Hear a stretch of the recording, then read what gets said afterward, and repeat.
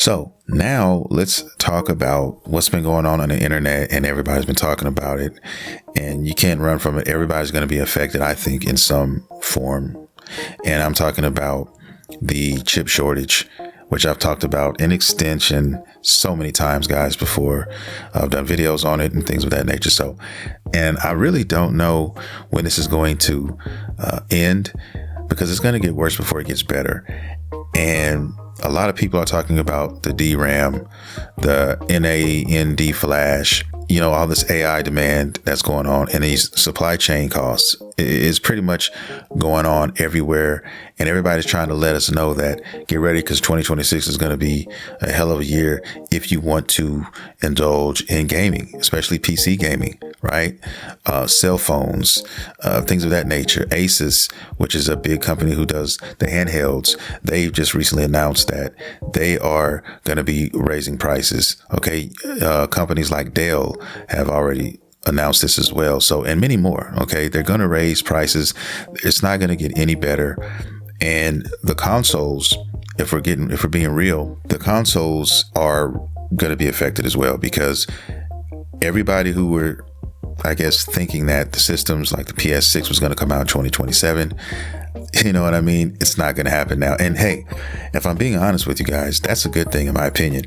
A lot of us gamers, if you ask us, console gamers, will tell you nobody wants the PS6 right now. Nobody's checking for the PS6. All right. I think a lot of these companies got ahead of themselves. Okay. They were punching above their weight class. And I think that they were caught up in trying to make that next dollar, that they really forgot what was really important. And that's the gamers, the people who actually pay you.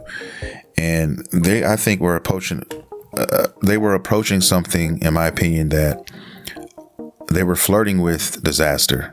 And what I mean by that is we're getting to a point where gaming, what's going on in the gaming sector, and the prices and all of this stuff, these chip shortages and all that, guys, they're not giving other things a chance to shine. The PS5 has not lived out its potential. They're still making games for the PS4. They're still making games for that. Forgive me if I, turn my nose up at, an announcement of a PS6 coming out in 2027. Same thing with Xbox trying to mirror Sony. So what the chip shortage is doing, though, it is pissing people off, especially PC players, but it's also, making companies like Sony go ahead and say, okay, look, we're not going to be able to do this now. So what can we do? Let's focus on the hardware we have now and focus strictly on that. And so they have some time. They have a few more years, 2 or 3 more years, I think, that they can do this. And we can finally get our money's worth and finally, get what we want. Push these machines to their limit, because they have not been pushed yet. And we can get some shit done. We can get some more titles. But all these cross-platform games that these guys are putting out, it's all greed. And if you follow the breadcrumbs, it's written clear as day. All right. They know that there are 100+ million PS4s out there in the wild still. And they have to, as a business, they have to cater to that. And the only way that they can do that is cross-platform a lot of these damn games.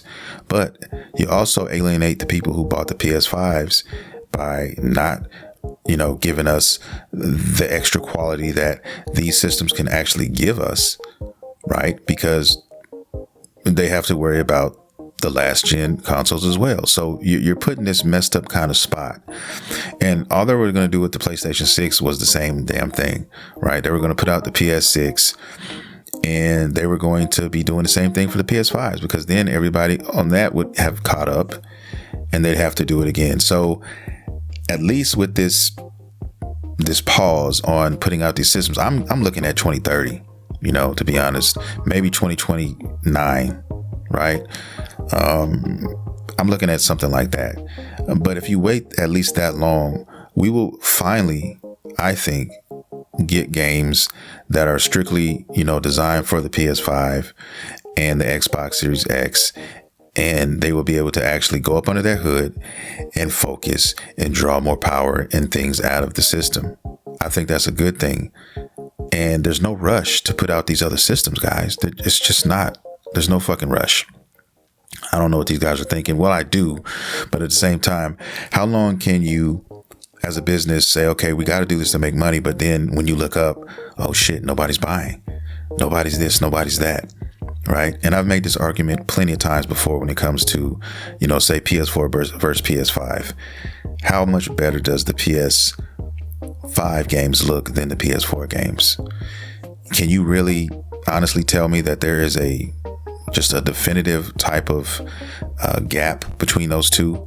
There may be in 1 or 2 games, maybe 3 or 4 tops. But outside of that, how much are we really talking here? We're to a point now in technology where we've kind of hit our ceiling. And so everything that's coming out now, it can only get so good. It can only get so much better than the previous, right? You can't sell somebody this TV that is going to be 4K, right? Because anything after that, anything higher than that, is diminished returns. So what ends up happening is everything else that's coming out around that time is getting cheaper and cheaper, because now everything can pretty much do it. Even if you try to water something down, you can only water it down so much, right? Because it's still got certain things within it that still make it pretty pristine. And so anybody shopping for a new TV is going to look at this and say, oh, for a couple $100 more, or for $500 or $600 more, I can get this. But if I get this TV here, it only does one less thing, and I don't even need that thing that it doesn't do. So I'm going to go ahead and buy that. And in today's economy and how all that shit is going, what do you think a consumer is going to lean towards? What direction? So the writing is on the wall, and it's catching up. Okay. A lot of these companies now aren't going to be able to snow the consumer or trick them or try to sell them lies or dreams that they do. And a lot of us have failed for, okay, in some of these trailers that we got for the PS5, right, of how much more this system can do, 60 frames and on all of these things where we thought, oh, every game is 60 frames. No. Okay, it's not. Or we're just getting games for the PS5 now, and we're not. We're getting cross-platform games. There's been times Sony has told us, oh yeah, this is strictly only for the PS5. And then they turn around and make it cross-platform. Okay. So they get you to buy the system. They get you in. And then once they got you, they got you. So that's what I'm saying. And I'm a Sony guy. I love Sony, but I'm just keeping it real. I'm telling the truth. All right. And now games are also becoming too fucking large. It's ridiculous.